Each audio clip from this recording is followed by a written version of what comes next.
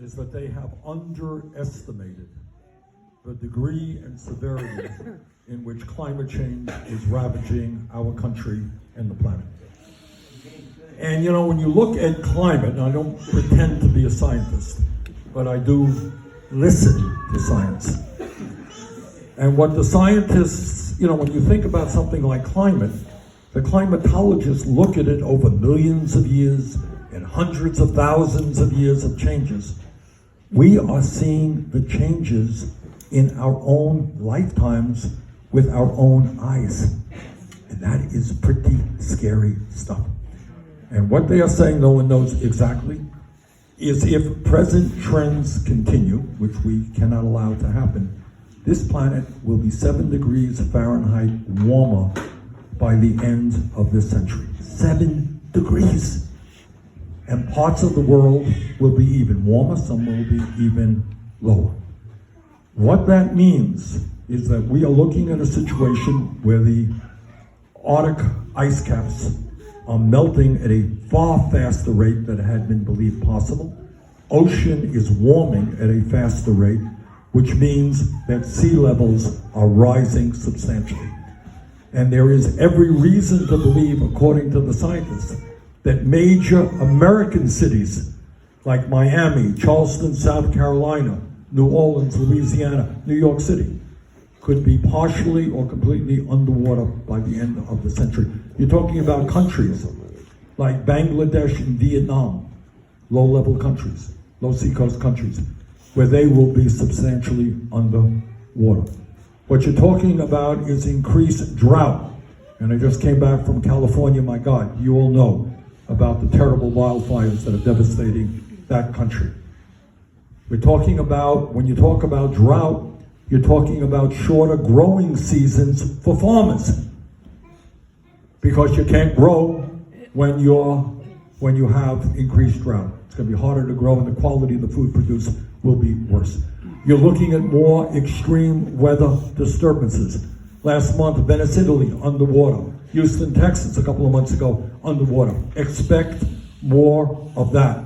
Expect more disease, which used to be just in very, very hot climates.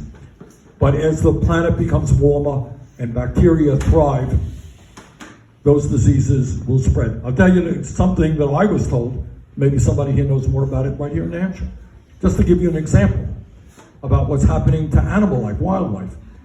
Your moose, moose are beautiful, beautiful animals. And yet the moose population in New Hampshire, less so in Vermont, but the moose population here is being devastated. You know why? Ticks. That's right. Ticks are staying on board. I won't go through all the disgusting ways that they're killing the moose, but the ticks are staying. Thousands and thousands of ticks are on the moose, draining the blood out of the moose. In Minnesota, they think their major animals, whether it's moose or something like that, will be decimated in a reasonably short period of time. We're losing species after species.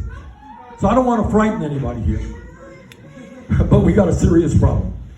And it is unbelievable that we have a president of the United States who refuses to even recognize the problem, and in fact is making the problem worse by encouraging more fossil fuel production.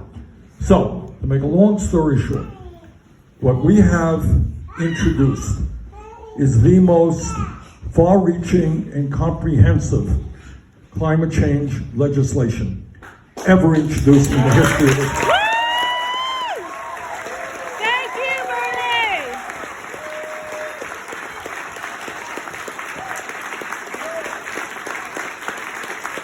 And I have been criticized for this because it is a very expensive proposal, and that's true. We pay for it, but it's an expensive proposal. But I want you all to think, what is the alternative to saving the planet?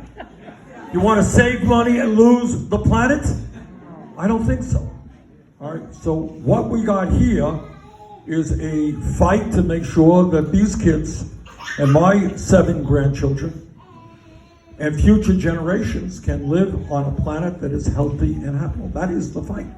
And it's not for sure we're going to win this fight, but it's a fight that we have got to undertake. And what makes this issue even more complicated is that it's not just an American issue. I wish I could tell you healthcare is an American issue. We could deal with it. in this country. But we could do all the right things in climate change tomorrow, and if China and India and Russia and Pakistan and other major countries are not, we're going to lose this war. So all that I can tell you is that as President of the United States, I will do everything humanly possible to reach out to people all over the world. And my message will be that in this critical moment, maybe, just maybe, instead of spending $1.8 trillion a year on weapons of destruction designed to kill each other, then maybe we pool our resources and fight climate change.